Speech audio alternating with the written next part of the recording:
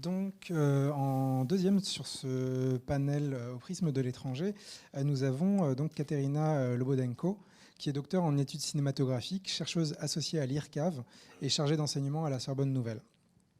Ses études portent sur la presse et le visuel médiatique des émigrés russes en France, les relations entre la caricature et le 7e art, ainsi que sur le cinéma des années 1920-1930 en URSS. Elle est également coordinatrice de l'équipe de recherche Art Média Exil, AME, et elle s'intéresse aux représentations des migrants et de l'exil dans le dessin satirique, les films d'animation et les fictions françaises contemporaines. Je vous laisse la parole. Merci beaucoup, merci pour cette invitation et cette opportunité de présenter mes recherches. Donc aujourd'hui, je vais parler des métaphores historiques des cinéastes d'Albatros. Donc il s'agit des cinéastes exilés. Il faut dire qu'en 1920, le studio Pathé de Montreuil, donc, que vous pouvez voir ici, en haut, accueille un groupe de cinéastes dirigé par le producteur Joseph Yermoliev, qui était jadis responsable de l'antenne Pathé à Moscou. Ces artistes fuient la guerre civile éclatée en Russie après la révolution bolchevique. Le studio Pathé de Montreuil, construit en 1904 pour tourner principalement des films d'actualité connus sous le nom Pathé Journal, puis devenu entre 1910 et 1914 le fief de Max Lander, qui tourne plusieurs films qui sont très connus, vit un certain déclin depuis le début de la Première Guerre mondiale, et donc accueillir les cinéastes réfugiés représente pour ce studio un véritable avantage à la fois commercial et artistique. Le 16 juillet 1920, Charles Pathé signe donc avec Joseph Yermoliev un bail de location permettant la création de la société Yermoliev Film. Donc sur la photo d'en bas, vous pouvez voir, malheureusement, la pancarte est coupée, donc juste là. Voir la pancarte Yermoliev Film et une équipe de cinéastes, donc notamment au milieu avec la chemise blanche, c'est Alexander Volkov, le réalisateur, et à côté de la pancarte, un homme qui regarde sur le côté. Voilà, c'est Ivan Mojukhin, justement, c'était ça. Voilà, donc Ivan Mojukhin, Alexander Volkov et donc la pancarte Yermoliev Film. Donc, dans 2 ans, assez rapidement, Joseph Yermoliev a d'autres projets. Il quitte la France pour partir travailler en Allemagne. Il cède donc la bail de cette société à Alexander Kamenka et Noé Bloch, qui rebaptisent Yermoliev Film en studio Albatros. Et donc, jusqu'à la fin des années 20, ce studio va jouer un rôle assez important dans le cinéma français, avec notamment une production assez conséquente d'une 60aine de films. Il faut aussi dire que dans les années 20, Albatros compte dans ses rangs d'abord une équipe assez conséquente constituée des cinéastes russes. Donc c'est Alexandre Volkov, Jacob Protazanov et Viktor Turjansky qui forment le trio des réalisateurs principaux. Puis il y a des comédiens, Ivan Mojukhin, Nathalie Lysenko, Nathalie Kovanko, Nikolai Kolin, Nicolas Rimsky et d'autres qui sont connus en Russie tsariste, donc qui viennent travailler en France et qui continuent leur travail. Il y a aussi des caméramans Fedot Bougassov et Nikolai Toporkov. Il y a le décorateur Alexandre Lechakov, costumier et affichiste Boris Belinsky, notamment connu pour son affiche de Métropolis. Donc il y a beaucoup de spectateurs, de chercheurs qui connaissent cette affiche, mais ils ne connaissent pas qui l'a dessinée. Et donc Albatros non seulement permet de travailler à cette équipe, mais ils abritent aussi sous son toit de nombreux exilés qui travaillent comme figurants, cuisiniers, costumiers, agents d'entretien, etc. Donc ici, sur ce collage ou cette caricature, on peut le considérer dans les deux sens, on peut voir le phalanstère d'Albatros, donc notamment avec, voilà, ici Alexandre Kamenka, donc le producteur principal. Puis il y a des techniciens, des comédiens, des figurants aussi. Donc la liste n'est pas exhaustive, donc c'est pas tout le monde qui est représenté sur cette image, mais en tout cas ça permet de voir un petit peu ce qui se passait dans ce studio, de quelle quantité de personnel, d'artistes, le studio était constitué. Et donc, quand Alexander Kamenka prend les rênes d'Albatros, il ouvre les portes à des cinéastes français, donc l'équipe devient internationale en quelque sorte, en tout cas franco-russe, avec Marcel L'Herbier, Pierre Colombier, René Clair, Jacques Feder et aussi Jean Epstein, qui est un grand ami des cinéastes de cette époque-là. Les films sont donc tournés non seulement par des Russes influencés par l'expérimentation et l'avant-garde. Il faut aussi dire que l'un des films, Le Brasier ardent, que je ne vais pas citer dans mon intervention, mais pourtant il est assez important sur le plan esthétique, est l'un des précurseurs du cinéma surréaliste. Et donc cette influence avant-gardiste qui intéresse les Russes est bien reçue et étoffée, portée par l'équipe française qui les rejoint, et donc cette collaboration est assez productive aussi bien sur le plan historique que sur le plan esthétique pour le cinéma des années 20. Dans mon intervention, je m'intéresserai donc au ressourcement de la production cinématographique française par les cinéastes russes, notamment aux fictions historiques réalisées par ces artistes entre 1920 et 1929, et je me pencherai sur les représentations historiques ainsi que sur leur symbolisme.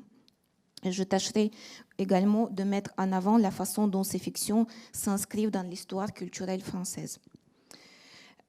Donc je vais passer au premier volet de mon intervention que j'ai intitulé Les films d'atmosphère et l'hommage à la Russie tsariste.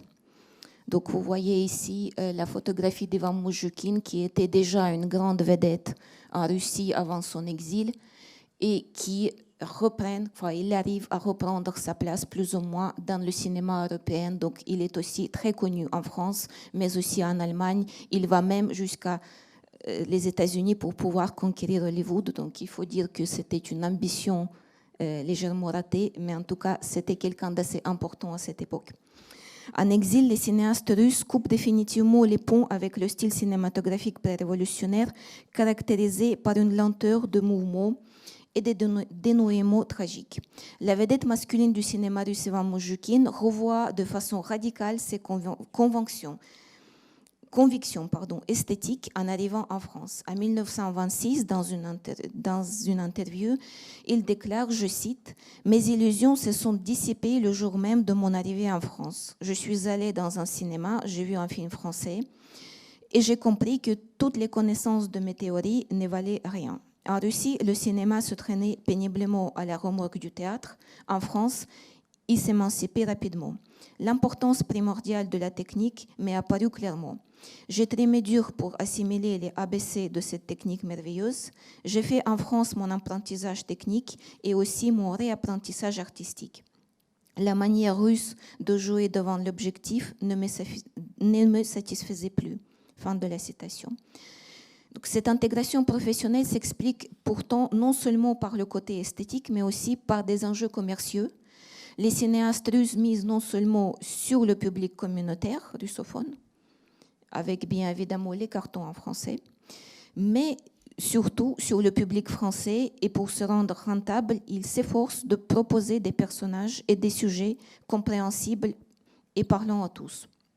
Toutefois, dans ces films d'émigrés, certaines figures et détails comme le palais ou la cour impériale des personnalités historiques, donc il y a un nombre de films historiques quand même qui sortent, notamment des adaptations littéraires avec un contexte historique. Et donc, dans ces films, il y a toujours des éléments russes qui vont ramener à la Russie avec des habits, des personnages particuliers. Donc, comme le personnage historique d'Austin Karazin dans le film Volga, Volga de Victor Toujansky, on peut le voir ici. Donc, le personnage qui parle aussi bien au public russe, qui permet aussi au public français de découvrir un peu le folklore russe et l'histoire. Donc il y a Michel Strogoff, le célèbre personnage de Jules Verne, qui est placé dans le décor russe. Donc on peut voir, même sur cette affiche, un personnage qui joue un instrument de musique, donc une sorte d'accordéon russe qui s'appelle garmoshka, garmogne. Donc ici, on voit le personnage de Moujoukin porter des habits typiquement russes avec beaucoup de fourrure, et il y a une église en arrière-plan. Et donc, dans ces films, on peut aussi voir les décors extrêmement chargés en ces éléments, quelque peu symboliques, quelque peu, mais plutôt stéréotypée. Donc il y a Michel Strogoff qui sort en 26, Volga en flamme en 32, 28 aussi, donc oui 28, et puis en 32 en Allemagne, Casanova et le Diable blanc d'Alexandre Volkov, donc Casanova sort en 27, Diable blanc en 1930, et il s'agit des fois de libres adaptations littéraires pour pouvoir tout simplement ramener le scénario à une histoire qui part de la Russie, et qui permet aussi de renouer pour ces cinéastes avec leur passé historique. Il faut aussi noter la sollicitation européenne de sujets russes qui accroît au milieu des années 20, et c'est non seulement en France mais aussi en Europe. Donc Joseph Yermoliev, qui se trouve en Allemagne à cette époque-là, va produire Taras Bulba, mise en scène par Strijewski en 1928, et donc Turgenev va partir en Allemagne pour refaire une version allemande de Volga Volga en 1932. Donc il y aura aussi d'autres films comme Catherine la Grande de Strijewski, au service du tsar du même réalisateur, donc les films qui voient le jour en Allemagne et qui portent aussi sur l'histoire russe. Donc, dans ces films, on peut voir des scènes à peu près similaires. Donc, il y a des tziganes, il y a beaucoup de neige, il y a des mariages dans une église russe. Donc, les scènes qui se répètent à peu près dans chaque film et devient une sorte de métaphore historique et en même temps une répétition, une véritable répétition des stéréotypes. Et donc, c'est pour ça que l'un des caricaturistes de l'époque, Michael Drizo, alias Mad, va proposer dans la presse communautaire une image qui s'intitule, une planche qui s'intitule « Le film français sur le virus ». Et dans cette planche, il va évoquer tous ces stéréotypes qu'on peut retrouver à l'écran à l'époque. Donc, il y a un grand-duc, à côté, il y a un moujik, donc un paysan, il y a une princesse, il y a un samovar qui ressemble plutôt à une théière.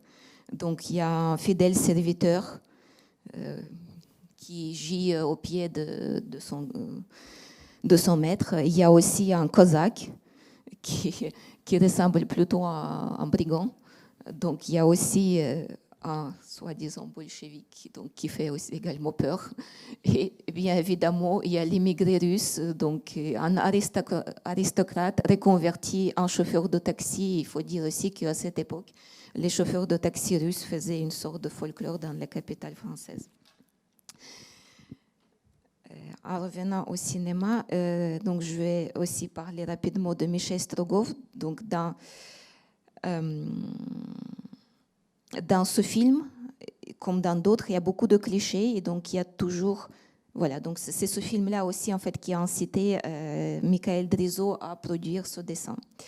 Un autre film qui est tourné par Marcel L'Herbier au studio Albatros, donc l'une des dernières productions d'ailleurs franco-russes à Albatros et qui voit le jour en 1929, c'est Nuit de Tzigane ou Nuit de Prince. Donc c'est une adaptation du roman Joseph Kessel, Nuit de Prince, et qui rend hommage à la mode russe à cette époque, qui est véhiculée aussi bien dans la littérature française. Donc, dans ce film, on va voir une histoire touchante et tragique des Russes qui vivent dans une pension dans le 16e arrondissement, donc le quartier russe de la capitale. Et la vie des personnages passe entre le travail et les fêtes communautaires.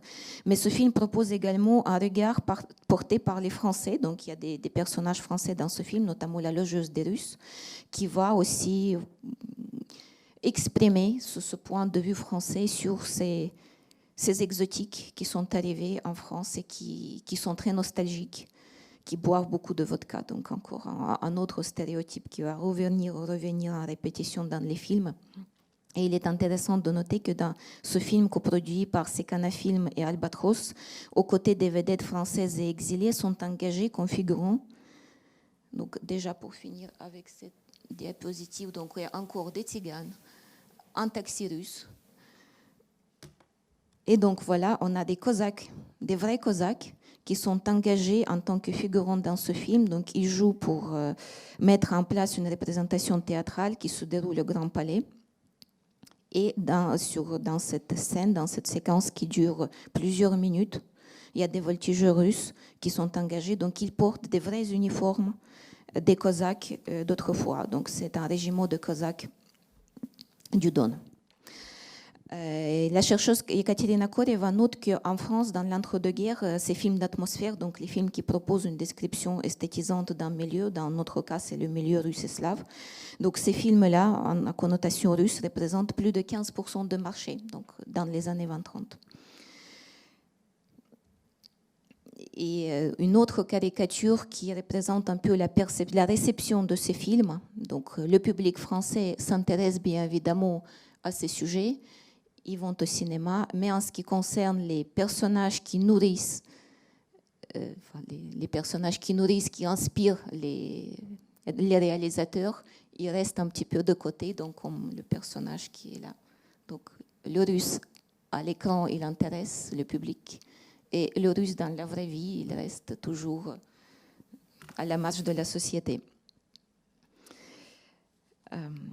Donc, d'autres sujets, les figures comme le départ de la maison familiale, l'abandon, la perte d'être cher, le voyage, l'errance, l'exil et le retour témoignent des blessures antérieures, mais aussi de la nostalgie des émigrés. On va les retrouver dans l'angoissante aventure de Protazanov, Maison du mystère, L'enfant du carnaval et de Volkov, dans Le chant de l'amour triomphant de Tourjansky. Donc tous ces films-là, ils voient le jour dans les années 20 et on n'ose pas évoquer dans ces films la Russie, donc on la laisse pour les films d'atmosphère, mais toujours ces éléments aussi, le voyage en bateau, donc il revient, c'est une répétition récurrente dans les films produits par les cinéastes d'Albatros et qui peuvent aussi, selon des chercheurs qui travaillent sur ce sujet, évoquer la nostalgie, notamment ce passage traumatisant en quelque sorte quand les Russes, de nombreux Russes ont dû prendre les bateaux pour quitter le sud de la Russie, se rendre d'abord à Constantinople et puis venir vers l'Europe. Donc ce voyage-là aussi représenté à l'écran, mais d'une autre manière. Donc maintenant, je voudrais ouvrir. J'ai le temps encore?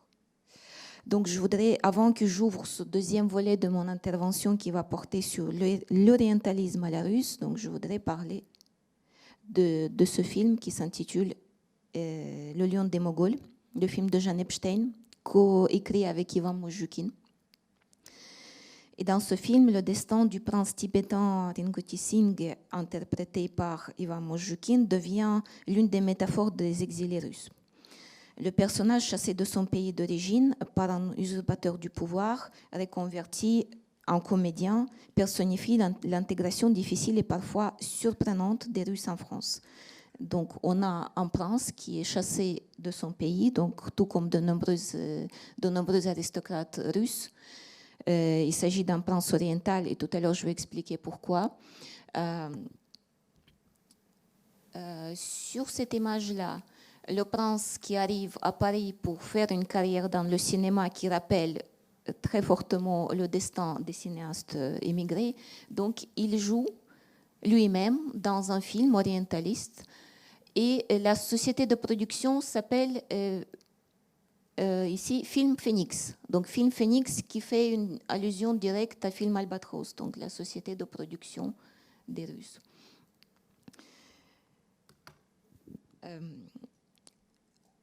Donc, le personnage qui se reconvertit en comédien en France aussi permet de soulever la question de la reconversion professionnelle de certains Russes, et notamment ceux qui vont se tourner vers le cinéma, bien qu'ils souvent ils n'étaient pas formés pour être comédiens ou metteurs en scène ou techniciens du plateau. Donc, c'est aussi cette question qui est assez intéressante. Donc, sur presque 160 000 Russes qui sont accueillis dans l'entre-deux-guerres en France, il y a de nombreux qui vivent dans la région parisienne et qui travaillent pour le cinéma, bien qu'avant ils n'avaient pas de formation particulière. Et c'est que voilà, le cœur de Studio Albatros qui est constitué de la ancienne troupe Yermoliev, qui étaient des véritables professionnels, mais d'autres qui arrivent à travailler dans cette industrie pour pouvoir survivre. Le film offre la toute première dans l'histoire du cinéma français la représentation des émigrés à l'écran. Donc cette représentation du prince oriental qui émigre à Paris, qui s'installe et donc qui essaye de travailler aussi dans cette ville, Cette représentation est basée sur l'altérité et la volonté d'intégration. Donc le prince oriental en question est un exotique qui pourtant fait tout pour se faire accepter dans la société européenne. Donc finalement, au fil des scènes, il va se vêtir dans smoking, il va être très élégant. Il va être accepté un peu partout, invité dans toutes les soirées mondaines à Paris. Donc c'est un homme qui s'intègre, il a cette volonté de s'intégrer et donc c'est surtout sur l'altérité que l'image est construite. Et ce personnage ici, donc un barbu, donc c'est lui qui a usurpé le pouvoir de Rengito Singh.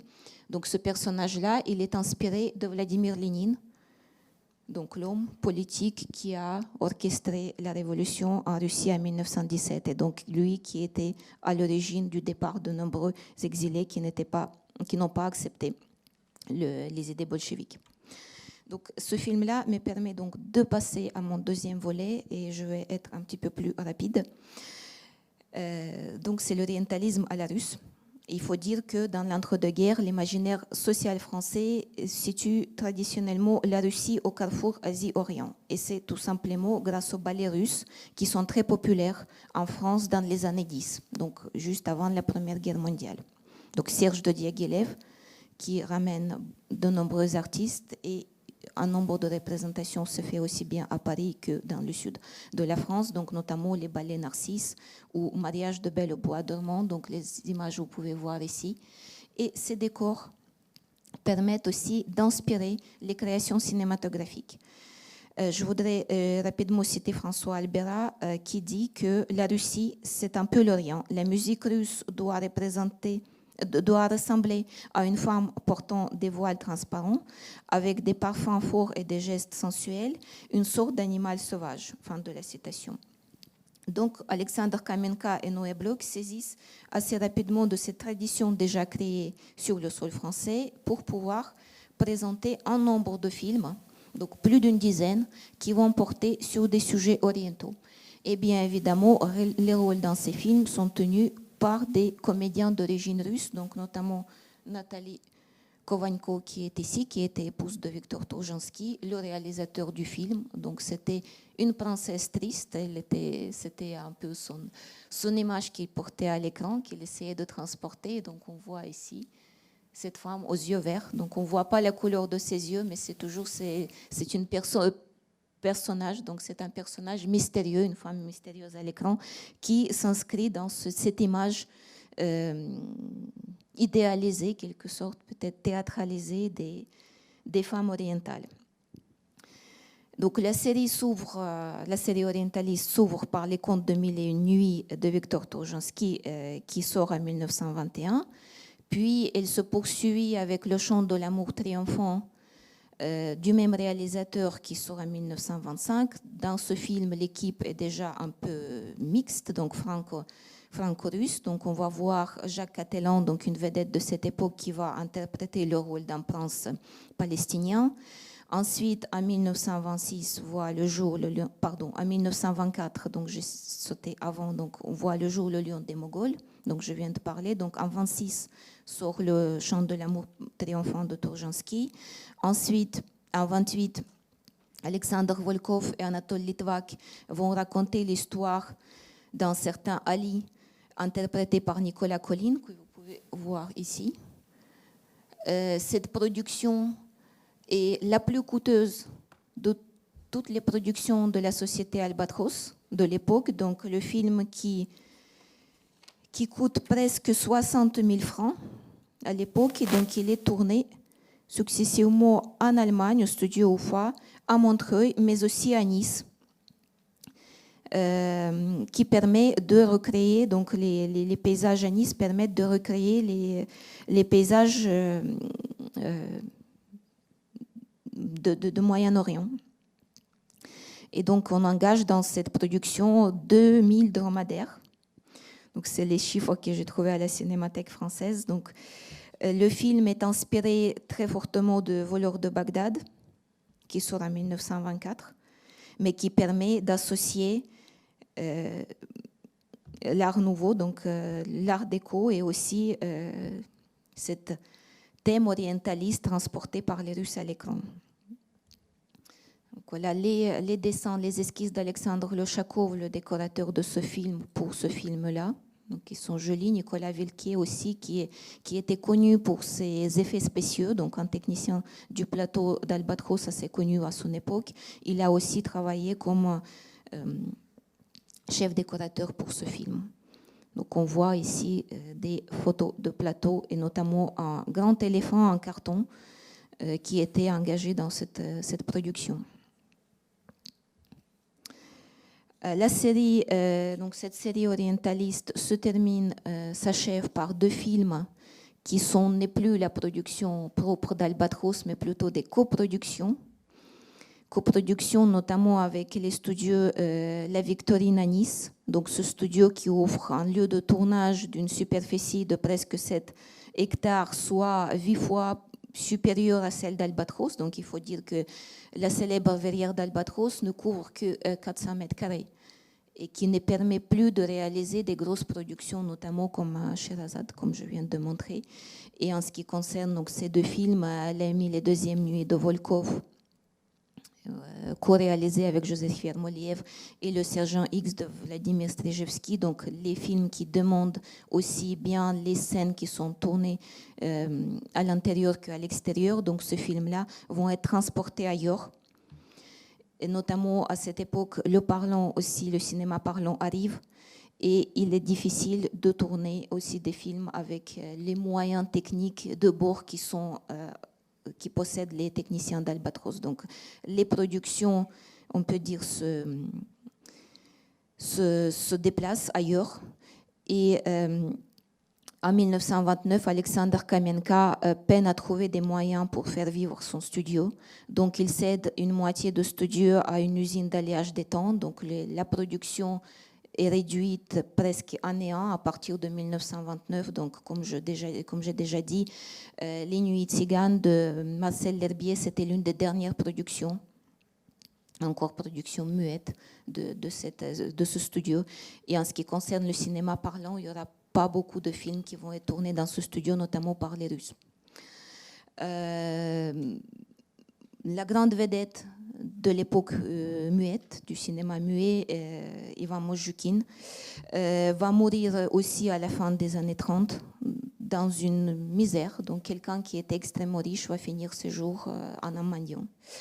Alexandre Volkov, donc aussi le réalisateur vedette de cette époque, va s'éteindre au début des années 40 et seul Victor Toujansky continuera sa carrière à l'international, mais aussi en France, en tournant des films peplum qui étaient à l'époque. Donc il arrive à se reconstruire, se reconvertir aussi en tant que réalisateur. Donc du cinéma oriental, il va passer au cinéma qui va aussi parler des sujets exotiques. Et pour conclure, enfin, je voudrais dire que les artistes exilés, surnommés la troupe Yermoliev, puis les Russes d'Albatros, sont à l'origine tout d'abord de la transformation du studio Pathé en studio Albatros. Et pour leur rendre hommage, cet espace, il existe toujours à Montreuil, donc c'est un centre culturel à l'époque, avec des salles qui portent les noms des grandes vedettes de l'époque, cette époque russo-française de la production des années 20. Les cinéastes étrangers fécondent un cinéma français muet par une poétique du cinéma en exil, donc en parlant de Russie, mais aussi en évoquant des éléments autobiographiques voilés, certes, mythifiés, quelquefois mystifiés à travers les films d'atmosphère, donc, et notamment des fictions orientalistes, donc qui se positionnent vraiment du côté de l'Orient mythique, qui est très à la mode. Et tout cela renvoie donc au passé dont les Russes sont fortement nostalgiques, ils n'arrivent pas à assimiler, bien qu'ils s'efforcent. Ils s'efforcent peut-être de s'assimiler professionnellement, mais ils n'arrivent pas à s'assimiler à la société française de manière assez profonde, notamment à force de ne pas pouvoir parler correctement français, de continuer à manger les mêmes plats qu'ils mangeaient il y a jadis en Russie, etc. Donc c'est assez difficile pour eux aussi. Mais leur objectif, donc l'objectif des cinéastes, c'était de pouvoir satisfaire surtout les goûts du public français, de ne pas parler de la Russie, vraiment ne pas être focalisé sur ce sujet, mais plutôt plaire au public français et de vendre les sujets qui les intéressent. Donc c'est surtout le côté commercial du cinéma qui prime à cette époque. Donc plus le côté commercial que le côté esthétique. Et le cinéma français, de son côté, est ouvert à ses créateurs étrangers, aux Russes, et puis après eux, aux Allemands, notamment, qui vont venir, qui vont les seconder. Donc il est ouvert à une diversité, à une faculté de renouvellement, presque militant aussi parfois, et ce qui permet d'assurer un métissage culturel dans le cinéma français. Mais merci pour votre attention. Merci.